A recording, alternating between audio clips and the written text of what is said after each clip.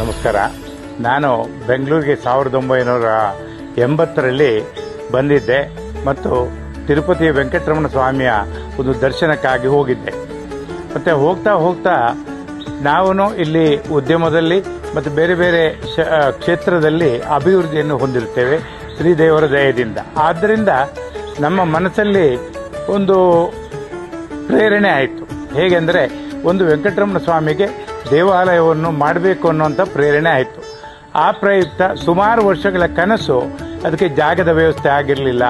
ಈಗ ಬೆಂಗಳೂರು ಮಹಾನಗರದ ಹೆಸರುಘಟ್ಟ ರಸ್ತೆಯ ಸೌಂದರ್ಯ ನಗರ ನಮ್ಮದೇ ಆದಂಥ ಬಡಾವಣೆಯಲ್ಲಿ ಒಂದು ಜಾಗದ ವ್ಯವಸ್ಥೆ ಆಯಿತು. ಅಲ್ಲಿ ಈಗ ವೆಂಕಟರಮಣ ಸ್ವಾಮಿಯ ಒಂದು ದೇವಸ್ಥಾನವನ್ನು ಕರಾವಳಿ ಮತ್ತು ತಿರುಪತಿ ಎರಡೂ ಶೈಲಿಯಲ್ಲಿ ಸೇರಿಸಿ ನಾವು ನಿರ್ಮಾಣವನ್ನು ಮಾಡಿರ್ತೇವೆ.